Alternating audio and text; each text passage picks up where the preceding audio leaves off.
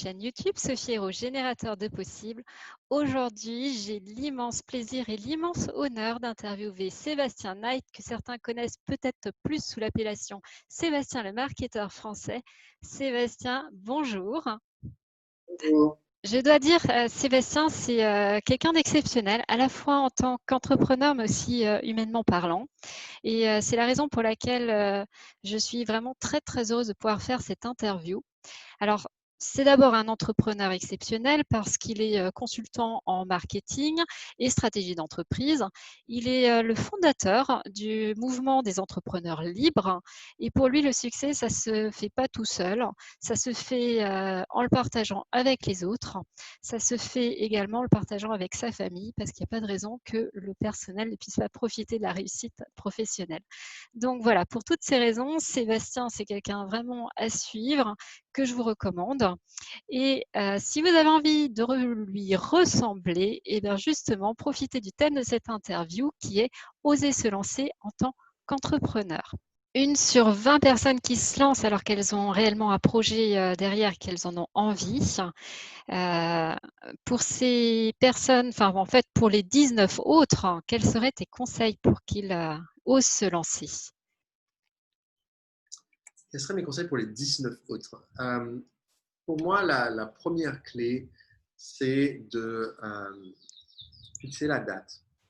Beaucoup de gens sont un peu en mode bonne résolution chaque année. Allez, cette année, il faut que… Alors déjà, quand on dit il faut que, c'est signe qu'on ne va rien faire. Il faut que je me décide à commencer à vraiment y réfléchir. Donc là, à partir du moment où quelqu'un dit ça, je lui dis non, mais ok, il n'y a pas de souci.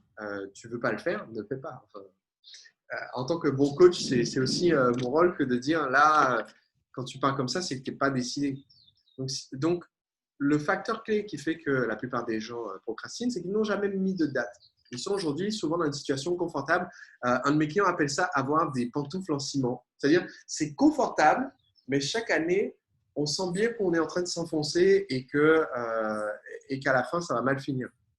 Donc, comment est-ce qu'on fait pour se débarrasser des pantoufles en ciment? Eh bien, on va se connecter aujourd'hui. Quel est mon projet rêve? À quoi ressemble la vie réellement que je veux pour moi-même? Et à quoi ressemble la vie que je vais vivre si je persévère pendant 10 ans dans la direction où je suis actuellement? Et 10 ans en continuant comme on l'a fait maintenant, ben, ça veut dire se dire, mais en fait, là, sur les 3 dernières semaines, ça fait déjà 2 week-ends où mon patron m'a dit de rester le samedi pour travailler.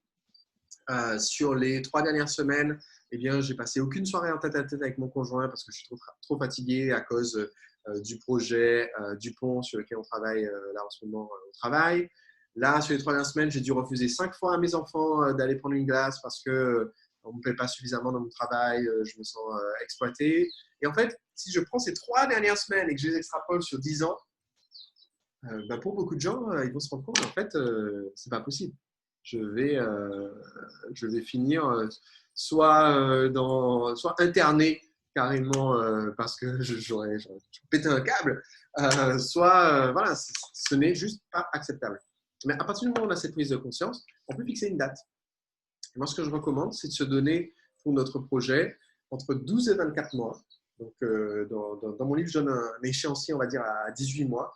Je dis, mais voilà, dans 18 mois, je veux que mon projet me prenne tant de temps par semaine et je veux gagner tant.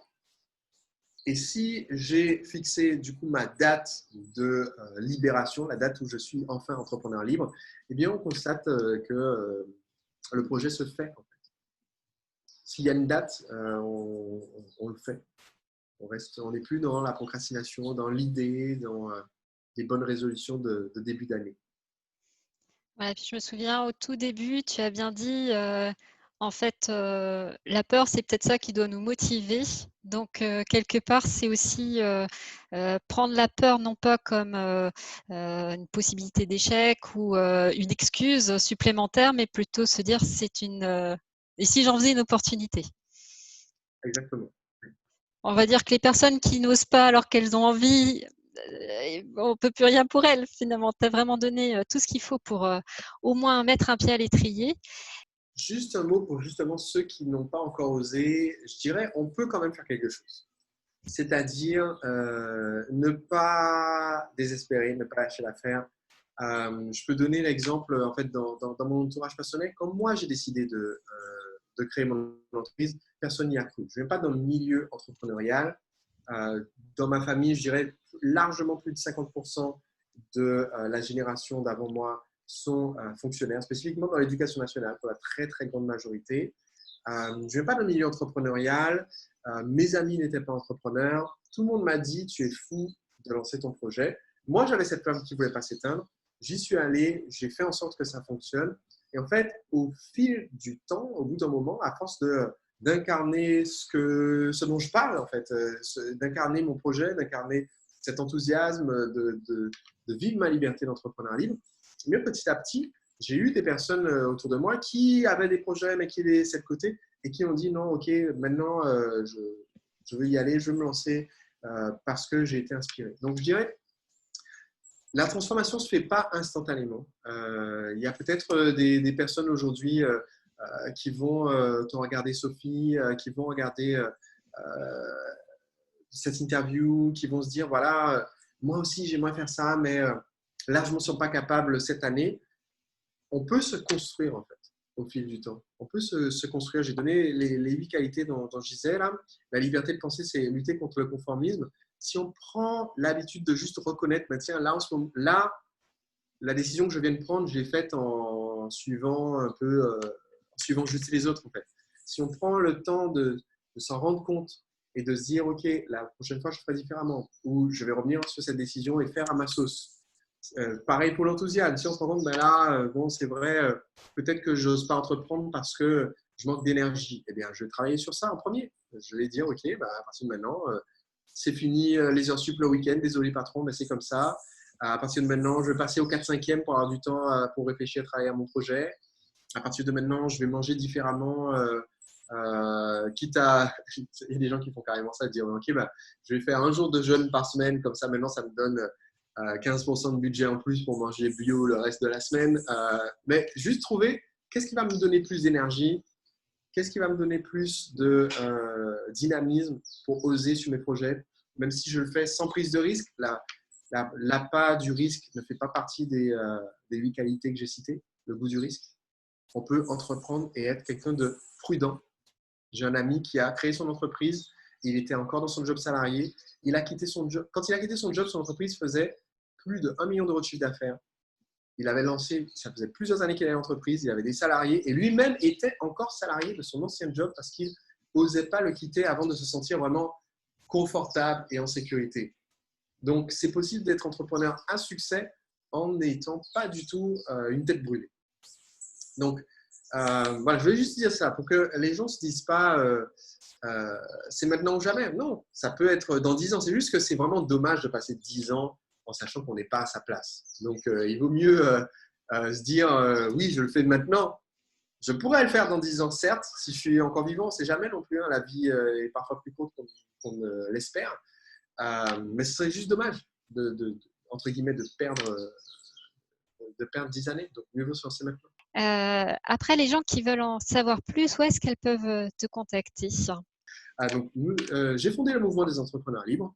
Ce que nous faisons, c'est que nous accompagnons des personnes qui ont un projet entrepreneurial ou ont déjà créé leur entreprise pour devenir entrepreneur libre, c'est-à-dire développer l'entreprise jusqu'au stade où elle n'a plus besoin de notre présence constante, où on peut se libérer du temps pour passer sur nos passions. On peut aller jusqu'à l'extrême comme moi je l'ai fait et j'ai choisi de ne travailler qu'un jour par semaine, le jeudi sur mon entreprise.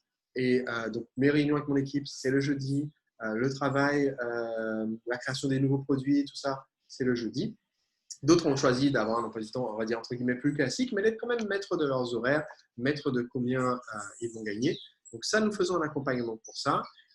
Nous faisons des formations, du consulting. Ma recommandation pour quelqu'un qui nous écoute aujourd'hui, ce n'est pas aller sur le catalogue et nous acheter une formation. Je dirais que j'ai plutôt 2 ressources à conseiller. La première, c'est mon livre Profession entrepreneur libre, qui est disponible dans toutes les librairies de France, Navarre, Québec, Dom-Tom et pays francophones.